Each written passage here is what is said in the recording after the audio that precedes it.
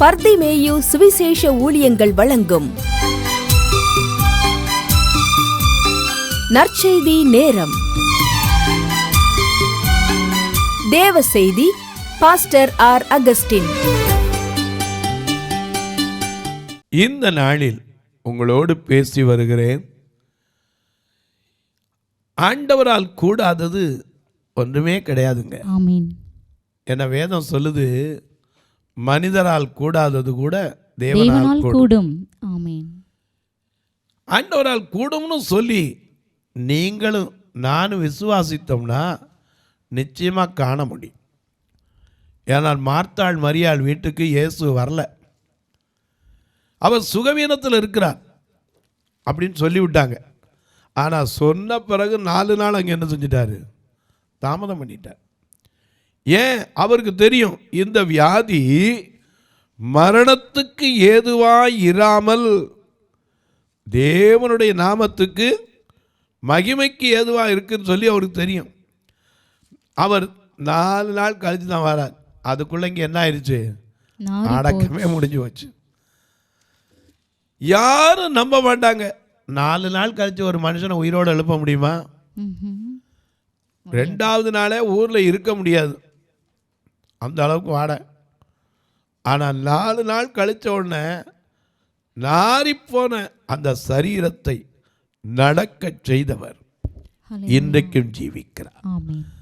அவர் தான் நம்ம பார்த்து கேட்கிறாரு. என்ன கேட்கிறாரு? இதை செய்ய எனக்கு வல்லமையுண்டு. நீங்க நம்புறீங்களா? ஒரு நம்பின கூட்டத்தை தான் நாம் பார்த்து வருகிறோம். உங்களுடைய வேதாகமத்தை திரும்பவும் மார்க் 2ஆம் அதிகாரத்துக்கு திருப்பிக் கொள்ளுங்கள்.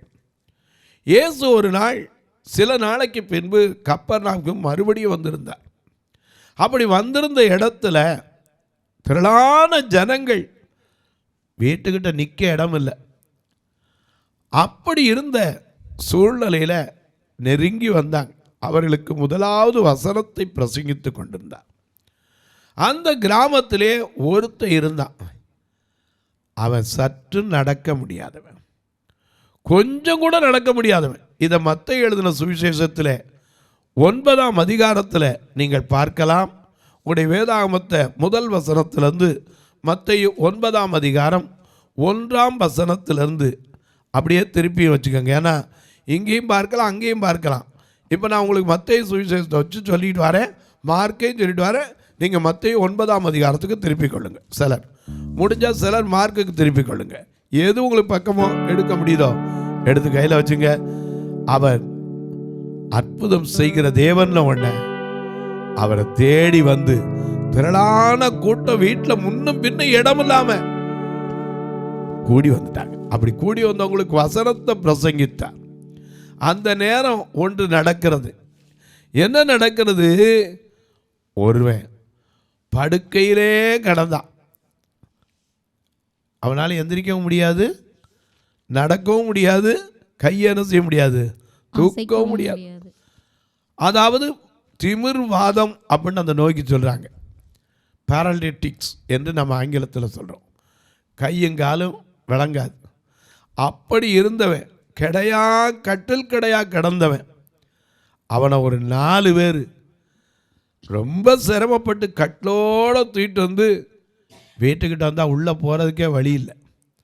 அவங்க என்ன செய்தாங்க பார்ப்போமா? அப்படி எல்லாரும் நீங்களும் நானும் அந்த மார்க்கு 2ஆம் அதிகாரத்துக்கும் மத்தேயு 9ஆம் அதிகாரம் முதல் வசனத்திலிருந்தும் திருப்பி வச்சுக்கிறீங்களா? அப்படி எல்லாம் திருப்பி வச்சுக்கும்போது எடுக்கிற வரைக்கும் நாம் பாடுமா, நீங்களும் நானும் பாடுமா? அல்லேலூயா. தனித்து செல்ல முடியவில்லை, தவித்து நிற்கும் பாபினா. தனித்து செல்ல முடியவில்லை, தவித்து நிற்கும் பாபினா. கரம் பிடித்து முன்னாலே அணைத்து கொண்ட தெய்வமே, கரம் பிடித்து முன்னாலே அணைத்து கொண்ட தெய்வமே, நடக்க சொல்லி தாரும் இயேசுவே, இயேசுவே, நடக்க சொல்லி தாரும் இயேசுவே, இயேசுவே, நடக்க சொல்லி தாரும் இயேசுவே, இயேசுவே, நடக்க சொல்லி தாரும் இயேசுவே.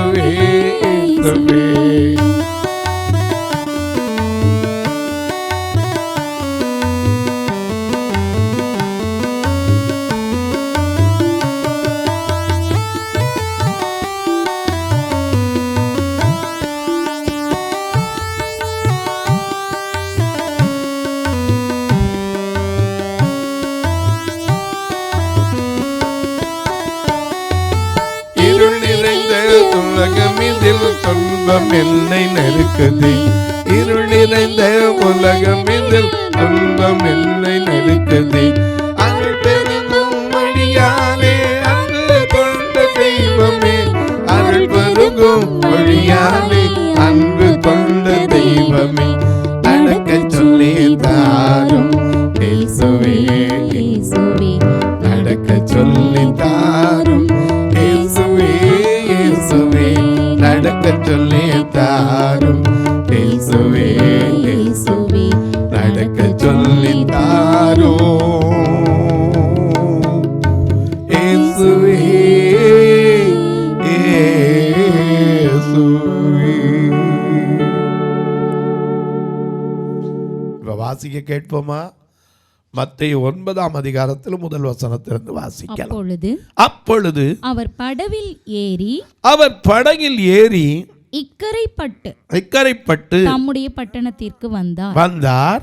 அங்கே படுக்கையிலே கிடந்த ஒரு திமிர்வாதக்காரனை அவரிடத்தில் கொண்டு வந்தார்கள்.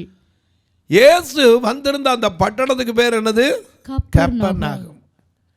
அவர் தம்முடைய பட்டணம் இங்கே சொல்லப்பட்டிருக்கு. அதனால தான் வானவரியந்த உயர்த்தப்பட்ட கப்பர்நாகுமே புலம்புனார். ஏன்னா இன்னைக்கு நம்மளே ஒரு நல்லது செஞ்சு ஊருக்குள்ளே நடக்கலைன்னு என்ன சொல்லுவோம்? இவ்வளவு பாடுபட்டு செஞ்சு என்ன பிரயோஜனம் போகல. அந்த பட்டணத்திற்கு வந்தபோது ஒரு திமிர்வாதக்காரன் அப்படின்னு இங்கே சுருக்கமாக எழுதிட்டார். ஆனால் மார்க் எழுதுறாரு கையும் காலு விளங்காதவன், படுக்கையில் கிடக்கிறான், எந்திரிக்கவும் முடியாது போகவும் முடியாது. இயேசு வந்திருக்காருன்னு கேள்வி ஒருவேளை அவன் பட்டிருக்கலாம், ஆனால் வரக்கூடிய வாய்ப்பு இருந்துச்சா? முடியாது. இவனை யாரும் போய் சொல்லவும் இல்லை அவனுக்கு. எப்போ இயேசு வந்திருக்காருப்பா உனக்கு சுகம் கிடைக்குமா யாராவது சொன்னாங்களா? ஒருத்தரும் சொன்னதாக வேதத்தில் இல்லை. ஆனால் 4 பேர் அந்த ஊருக்குள்ளே இவனுக்கு உதவி செய்ய இருந்தாங்க. ஆசிங்க இப்போ மார்க் எழுதின சுவிசேஷத்துக்கு வாங்க, அந்த இல்லாட்டி மத்தையை கூட வச்சுக்கோங்க. அந்த திமிர்வாதக்காரனை கட்டில் கடையாய் இருந்தவனை இயேசு இடத்துல கொண்டு வந்தாங்க. வாசிங்க. மார்க் 2:3. வாசிங்க. அப்பொழுது 4 பேர் ஒரு திமிர்வாதக்காரனை சுமந்து கொண்டு அவரிடத்தில் வந்தார். நல்லா கவனிங்க. ஒரு மனுஷனை 4 பேர் தூக்கிட்டு போனா என்ன அர்த்தம்? பாடி முடிஞ்சுன்னு அர்த்தம். நடக்க முடியாதவன் 4 பேரை தூக்கிட்டு வராங்க. தானே நடக்கும்போது 2 காலு. கைவீசம்மா கைவீசு, கடைக்கு போகலாம் கைவீசுன்னு பிள்ளைக்கு சொல்லி கொடுக்குறோம். முச்சி வெளுக்கும் போது எதிர்பார்க்க வேண்டியதே இல்லை, இன்னொரு கால் வந்துடும். என்னது? வாக்கர். அதுக்கு ஆங்கிலத்தில் அழகா என்ன சொல்கிறோம்? வாக்கர், இல்லாட்டி ஊன்றுகோல். இந்த ஊன்றுகோல்லாம் வயதான 3ஆவது கால். ஊரை விட்டு போகும்போது 10 கால். அதானங்க 10 கால். வெளியே 4 2 8 உள்ள விரைச்சி கிடக்க அது 2 கால். ஆக மொத்தம் 10 கால். ஏன்னா கர்மாவிலே 4 பேர் தூக்கிட்டு இருந்தான். இதை ஒரு பக்கம் விட்டுருங்க. அந்த ஊருக்குள்ளே இருந்தவன் என்ன பேசியிருப்பான்? இவ்வளோ நாள் படுத்த படுக்கையில் கிடந்தான், செத்து போயிட்டான் போல, 4 பேர் தூக்கிட்டு போகிறாங்க. அப்படி தான் சொல்லியிருப்பாங்க. ஏன்னா எந்திரிச்சிருக்க மாட்டான், ஒரு நாள் அந்த வீட்டை விட்டு வெளியே கூட வந்திருக்க மாட்டான். இன்றைக்கு எத்தனை பேர் ஒருவேளை இப்படிப்பட்ட நிலையிலே இந்த வார்த்தையை கேட்டுக்கொண்டிருக்கீங்களோ எனக்கு தெரியாது. ஏன்னா எனக்கு தெரியும் ஒரு அம்மையார் மானாமதுரையிலே சிஎஸ்ஐ குவார்ட்டர்ஸில் இருந்தாங்க. 19 வருஷம் நடக்க முடியாமல், எந்திரிக்க முடியாமல், அப்படியே கை கால் செயல்படாமல் ஒரே இடத்துல இருந்தாங்க. ஆனால் அவங்க விசுவாசத்தில் கொஞ்சம் கூட சோர்ந்ததை நான் பார்த்ததே கிடையாது. மிஸ்ஸஸ் ராபர்ட்னு பேர். இன்றைக்கு அவருடைய மகள் அங்கே இருக்கணும், மார்கரெட் என்று. நான் யார் பேரும் சொல்ல, நல்ல காரியத்தில் பேர் சொல்லியிருக்கேன். அந்த அம்மையார் கடைசி வரைக்கும் அந்த விசுவாசத்தில் ஒரு நாள் கூட ஆண்டவர் இப்படி அனுமதிச்சாரேன்னு சொன்னதே கிடையாது. ஏன்னா அவங்க சொல்லுவாங்க, எதை செய்தாலும் ஆண்டவருக்கு நல்லது தான் செய்வார். ஏன்னா அவர் அனுமதிச்சது எதுக்காக இருக்கும்? ஒருவேளை எனக்கு நடக்க விட்டுருந்தா வேறு ஏதாவது தவறான பாதையில் போயிருந்திருப்பாரா இருக்கும். ஆண்டவர் எதையுமே காரியம் இல்லாமல் காரணம் இல்லாமல் செய்ய மாட்டார். அப்படி விசுவாசத்தில் வாழ்ந்தவங்க. நான் எத்தனையோ முறை அவங்கள்ட்ட போய் பேசி சில நேரம் அரை மணி நேரம் 1 மணி நேரம் அவங்களோட பேசியிருக்கிறேன். எனக்கு அன்பானவர்களே, கால்கள் தள்ளாடு, நான் கூட பரவாயில்ல, நடக்கவே முடியாது. அதனால தான் ஃபாதர் பாடினார். என்ன பாடினார்?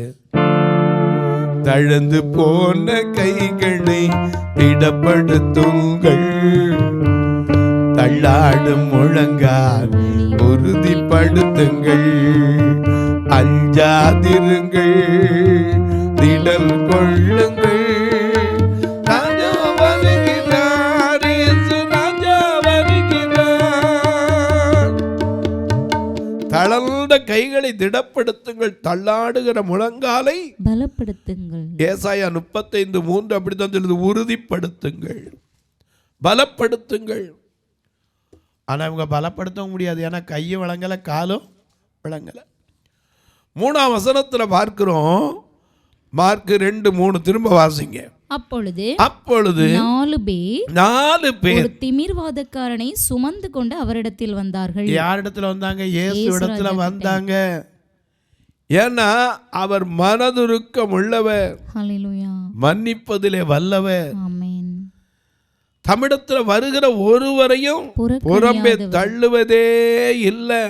பேச தொடங்கினா கூட பேச்செல்லாம் அவருடைய வார்த்தையை கேட்டுக்கிட்டு 3 நாள் சாப்பிடாம உட்கார்ந்துருந்தாங்க. வேதத்தில் அப்படித்தானே இருக்கு. மலை பிரசங்கத்தில் எத்தனை நாள் சாப்பிடல? 3 நாள். அவர் தான் சொன்னார், ஐயா இவங்களை சாப்பிட வச்சு அனுப்புங்க, வழியில் போகும்போது என்ன செய்வாங்க? சோர்ந்து போவாங்கன்னா. அப்போவும் அந்திரையா சொன்னா, இங்கே இருக்கிற 5 அப்பம் 2 மீன் தான், இதை வச்சு எத்தனை பேர் கொடுக்க முடியும்? 200 பணத்துக்கு வாங்கினாலும் கொடுக்க முடியாதுண்ணா. அவர் சொன்னார், நீங்கள் தான்ப்பா அவருக்கு சாப்பாடு கொடுக்க போகிறீங்க, விசுவாசிக்காத உங்களை கொண்டு தான்ப்பா அற்புதம் செய்ய போகிறேன்னார். உங்கள்கிட்ட என்ன இருக்குது? இங்கே இருக்கிற 5 அப்பம் 2 மீனை கொண்டு வந்தாங்க, ஆசீர்வதித்தார். எடுக்க எடுக்க எடுக்க எடுக்க குறையவே இல்லை. அல்லேலூயா. எனக்கு அன்பானவர்களே, அத்தனை பேர் சாப்பிட்டு மிச்சமுள்ள துணிக்கைகளை அள்ளும்படி ஆசீர்வதிக்கிற தேவன். இன்னைக்கு அநேக நேரம் அவருடைய வல்லமையை நம்ம விளங்கிக்கலங்க.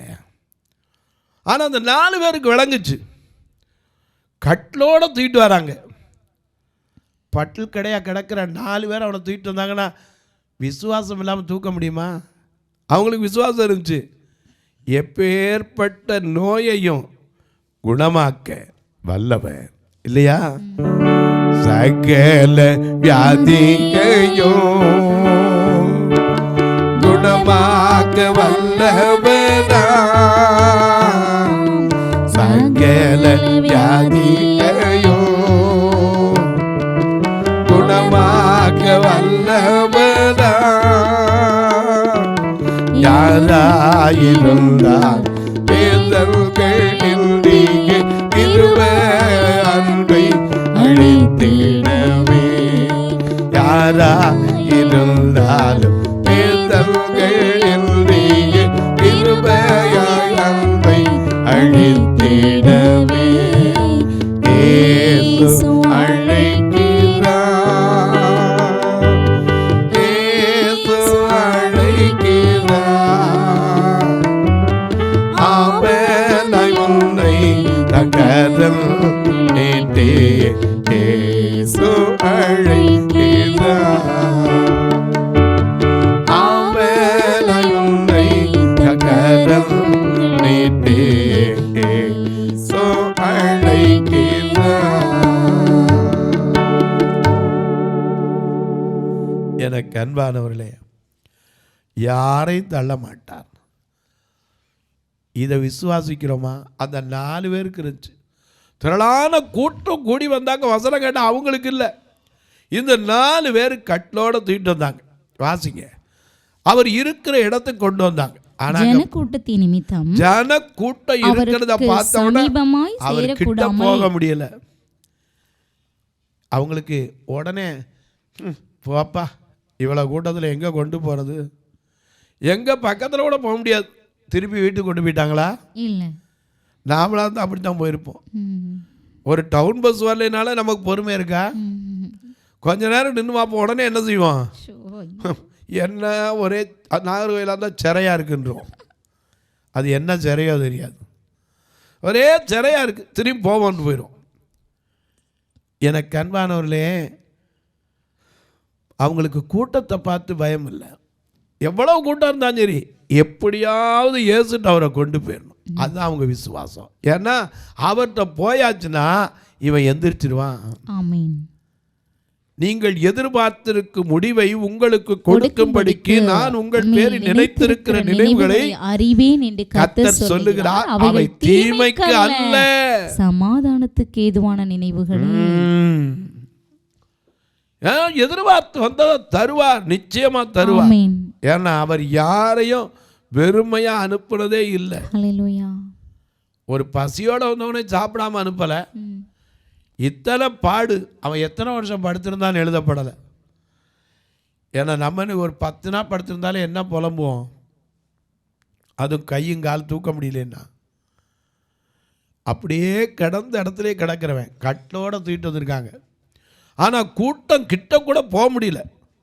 உடனே இவங்க விசுவாசம் போயிருச்சா? இல்லை. அவங்களுக்கு தெரியும், எப்படியாவது அவர் கிட்ட போயிட்டா போதும். ஏன்னா அவர் கண் பட்டாலே போதும், அற்புதம். ஏன்னா அவரே அற்புதர். இந்த உலகத்தில் அற்புதமாய் அவதரித்தவர். இந்த லோகத்தில் இயேசு ஏன் பிறந்தார்? இந்த லோகத்தில் இயேசு ஏன் பிறந்தார்?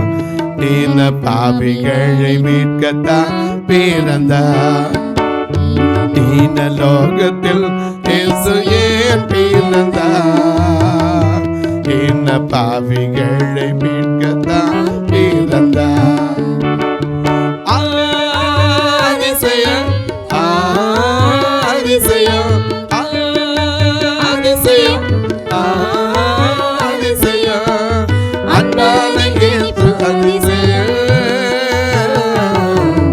அன்பான இயேசு அதிசயம். இந்த லோகத்தில் இயேசு ஏன் பிறந்தார்? இந்த பாவிகளை மீட்கத்தான் பிறந்தார். ஆண்டவர் எதுக்கும் அந்த உலகத்துக்கு வரலங்க, சிறுமைப்பட்டவர்களை தரித்திரருக்கு சுவிசேஷம் அறிவிக்கவும். லூக்கா 4:18 எது வாசிக்கிறோம்? அவர் தரித்திரருக்கு சுவிசேஷத்தை பிரசங்கிக்கும்படி அவர் என்னை அபிஷேகம் பண்ணினார். கர்த்தருடைய ஆவியானவர் என் மேல் இருக்கிறார், தரித்திரருக்கு சுவிசேஷத்தை பிரசங்கிக்கும்படி அபிஷேகம் பண்ணினார். இருதயம் நறுங்குண்டவர்களை குணமாக்கவும், சிறைப்பட்டவர்களுக்கு விடுதலையையும், குருடருக்கு பார்வையையும் பிரசித்தப்படுத்தவும், நொறுங்குண்டவர்களை விடுதலையாக்கவும், கர்த்தருடைய அனுக்கிரக வருஷத்தை பிரசித்தப்படுத்தவும் என்னை அனுப்பினார் எழுதியிருக்கிறது. ஆமா, அதைத்தான் இயேசுவை வாசித்து புஸ்தகத்தை சுருட்டி கொடுத்தார். அவர் வந்த நோக்கமே அதுக்கு தானே. நம்மளால தான் விசுவாசிக்க முடியல. ஆனால் அந்த 4 பேருக்கு விசுவாசம் கூட்டத்தை பார்த்தோன்னே பின்வாங்கவே இல்லை. என்ன பண்ணாங்க? வாசிக்க பார்க்கலாம். 4ஆம் வசனம். ஜனக்கூட்டத்தின் நிமித்தம் அவருக்கு சமீபமாய் சேரக்கூடாமல் அவர் இருந்த வீட்டின் மேற்கூரை பிரித்து திறப்பார். எவ்வளவு விசுவாசம் பாருங்க. நம்ம விசுவாசம் எந்த அளவுக்கு இருக்கு? கடுகளவு விசுவாசம் இருந்தாலே மலையை பார்த்து நீ பேர் சொல்லாங்குது. ஆனால் நம்மகிட்ட எவ்வளோ இருக்கு கேட்டால் சொல்லிங்க, பந்தளவு இருக்குங்க, மாம்பழ அளவு இருக்குது, சிலர் பலாப்பழ அளவு இருக்குங்கிறிய. அப்போ நம்மளால் விசுவாசிக்க முடியுதா? ஏன்னா அந்த விசுவாசம் இருந்தால் போதும். ஏன்னா பாருங்கள, தாசரே இத்தரணியில் அன்பா இயேசுவுக்கு சொந்தமாக்குவோம். தாசரே இத்தரணியில் அன்பா இயேசுவுக்கு சொந்தமாக்குவோம். நேசமா இயேசுவை கூறுவோம், அவனை காண்பிப்போம், மாயிருள் நீங்குவோம், வெளிச்சம் பேசுவோம். நேசமா இயேசுவை கூறுவோம், அவனை காண்பிப்போம், மாயிருள் நீங்குவோம், வெளிச்சம் பேசுவோம். தாசரே இயேசுவுக்கு சொந்தமாக்குவோம். தாசரே இத்தரணியில் அல்வா இயேசுவுக்கு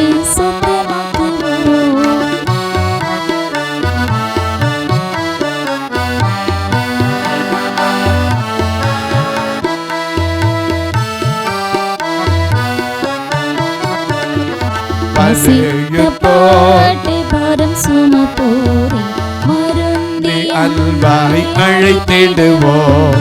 பசியோர்க்கு பிணியாளிகளுக்கும் பட்சமாக உதவி செய்வோம். செய்த நன்மைகள் நிறைந்து தம்மை மறந்து இயேசுவுக்கறிந்து திரிந்தனரே. செய்த நன்மைகள் நிறைந்து தம்மை மறந்து இயேசுவுக்கறிந்து திரிந்தனரே. நாசரேல் இத்தரணியை இயேசுவுக்கு சொந்தமாக்குவோம். நாசரேல் இத்தரணியை இயேசுவுக்கு சொந்தமாக்குவோம். எனக்கு அன்பானவர்களே, இயேசுக்கு சொந்த மக்களை நீங்களும் நானும் விசுவாசிக்கணும். முதல்ல ஜனக்கூட்டத்தை கண்டு அவங்க விசுவாசம் விட்டுறவே சரி. நமக்கு ஒரு சின்ன பிரச்சனை வந்தால் விசுவாசத்தை விட்டுருவோம். ஆனால் அவங்க விடலை. எப்படியாவது கொண்டுட்டு போகணுன்னு கூரையை பிரித்து திறப்புண்டாக்குனாங்க. அவங்க விசுவாசத்தை இயேசு பார்த்தார். இன்றைக்கி நம்ம விசுவாசத்தை ஆண்டவர் பார்க்கணுமே. நம்ம விசுவாசம் எப்படி இருக்குது? இன்றைக்கு ஒரு வேளை எத்தனையோ மருத்துவமனைக்கு போயிட்டு வந்திருப்பீங்க. போதும் போதும்யா, இனி என் வாழ்க்கையே போதும்யா, ஒரு அற்புதம் நடக்காது முடிவு பண்ணிட்டீங்களா? இல்லைங்க, இதை செய்ய எனக்கு வல்லமை உண்டு என்று நீங்க விசுவாசிக்கிறீங்களா? That is the question. Directly come to your house, come to your family, come to your occupation. உங்கள் தொழிலில், உங்கள் குடும்ப வாழ்க்கையில், உங்களுடைய சரீர சுகத்தில் கர்த்தர் கேட்குற, இதை செய்ய எனக்கு வல்லமை உண்டுன்னு நீங்கள் விசுவாசிக்கிறீங்களா? விசுவாசித்தா அவருடைய மகிமையை காண்பீங்க. தொலைக்காட்சியில் பார்க்குற என் அன்பு மக்களே, இந்த நிகழ்ச்சியை நாள்தோறும் பார்க்குறீங்க, கேட்குறீங்க, பரவசம் அடைகிறீங்க. ரொம்ப நல்லது. கேட்குறதோட விட்டுறாதீங்க. ஒரு வார்த்தை என்ன செய்யுங்க? ஜெபம் பண்ணுங்க. எதுக்கு? இந்த நிகழ்ச்சி தொடர்ந்து என்ன செய்யணும்? வரணும். தடையில்லாமல் வரணும்னா அதுக்கு பொருளாதார தேவை சந்திக்கப்படணும். எங்கள் சபையோ ஐஸ்வர்யவான்கள் சபை. 2 கண்ணும் தெரியாத மக்கள் காணிக்க எண்ணி பார்த்தா கரண்ட் பில்லு கூட இருக்காது. ஆனால் அவர்களும் ரட்சிக்கப்பட வேண்டும். அவர்களும் கெட்டு போயிடக்கூடாது. அதுக்கு தாங்க மதுரையில் ஒன்று, திருநெல்வேலியில் ஒன்று சபை வச்சுருக்கோம். ஒரு நாள் வந்து பாருங்கள். இது நீங்கள் இந்த மதம் இதான் அந்த பிரிவா இந்த பிரிவான்னு யோசிக்காதீங்க. ஏசு அப்படி பார்த்தா பார்வையற்ற வந்தவுடனே நீ எந்த சபையை சேர்ந்தவனா கேட்டார். நீங்கள் எந்த சபையை சேர்ந்தவங்களா இருந்தாலும் சரி, எனக்கு அதை பற்றி ஒன்றும் இல்லை. வாங்க வந்து பாருங்கள். நன்மை செய்கிறதுக்கு டினாமினேஷன் முக்கியம் இல்லை. யாராக இருந்தாலும் நன்மை செய்யலாம், யாரும் செய்யலாம். வாங்க. எத்தனையோ காரியம் இங்கே இருக்குது. எத்தனையோ கட்டுமான பணி நின்று கிடக்கு. திருநெல்வேலியில் பார்த்தீங்கன்னா ஆண்கள் உள்ளே தங்கியிருக்காங்க, வயதானவங்க. ஒரு ரூம்லேயே இடஞ்சல்ல. இன்னும் நிறைய பேர் இடம் கேட்குறாங்க, என்னால் கொடுக்க முடியல. இன்னொரு ரூம் கட்ட இடம் இருக்குது, பணம் இல்லையா? மதுரையில் வயதான பெண்களுக்கு வச்சுருந்தோம். 2004 வச்சுருந்தோம். ஒரு ஓட்ட மேலே சர்ச்சுக்கு மேலே ஹாஸ்பிட்டால்ஸ் போட்டு 20 வருஷம் ஆச்சு. அந்த ஓடு போச்சு. அன்னைக்கு கூட்டு கேட்டேன், இந்த ஓடை சரி பண்ணால் போதுமானே. அது சாதாரணமாக சொல்கிறீங்க, 1.5 லட்ச ரூபா வரும், அவ்வளோ ஓட்டையும் பிரிக்கணும். நான் சொன்னேன், அப்படின்னா ஒன்றே ஒன்று செய்யணும். என்ன செய்யணும்? இனிமேல் ஓடு போடக்கூடாது. அப்போ என்ன பிரதர் செய்யணும்? சென்ட்ரிங் பண்ணணும். உடனே இன்ஜினியர் சொன்னால், ஐயோ 6 லட்சம் வந்துடும். நான் சொன்னேன், 6 லட்சம் தானே, 10,000 ரூபாச்சும் 60 பேர், 20,000 ரூபாச்சும் எத்தனை பேர்? 30 பேர், 50,000 ரூபாச்சும் எத்தனை பேர்? 12 பேர், 1 லட்சம் வச்சா எத்தனை பேர்? 6 பேர். கர்த்தரால் ஆகாத காரியம் ஒன்றுமே கிடையாதுங்க.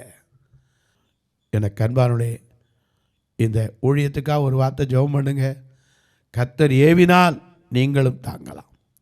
எப்படி பிரதர்? இதில் 2 நம்பர் வந்துக்கிட்டே இருக்கும், ஜிபே, ஃபோன்பே. இது வழியாக தொடர்பு கொள்ளலாம். அல்லது என்னிடத்தில் கேட்டால் உங்களுக்கு அக்கௌண்ட் நம்பரோ அல்லது ரசீது வைப்பதற்கோ என்ன வழினாலும் விளக்கம் சொல்லுவேன். உங்கள் ஜெப காரியங்கள் உண்டென்றால் காலை 10லேருந்து 5க்குள்ளே சொல்லலாம். ஏன் பிரதர் 5 மணிக்குள்ளே காலையில் சொல்லக்கூடாதா? சொல்லலாம். நான் தெருவில் பிரசங்கம் பண்ண போயிடுவேன். அதை வச்சு தான் இந்த சபையை நடத்த முடியுது. அதை வச்சு தான் உங்களுக்கு தொலைக்காட்சி நிகழ்ச்சி போட்டு அதுலேருந்து வரதை எடுத்தால் இந்த சபையை நடத்த முடியும். ஆகையினால தெருவில் பிரசங்கம் பண்ண போகும்போது ஃபோனை வச்சுக்கிட்டு ஒருத்தர் பாரத்தோடு வருவாங்க. நான் ஃபோன் அடித்து உங்களுக்கு பதில் சொல்லணும், அவங்களுக்கு பதில் சொல்லணும். அதனால தான் அவங்களுக்கு அந்த டயத்தை ஒதுக்கி கொடுத்துருக்கு. உங்களுக்கு 10 to 5 நீங்கள் தொடர்பு கொள்ளலாம்.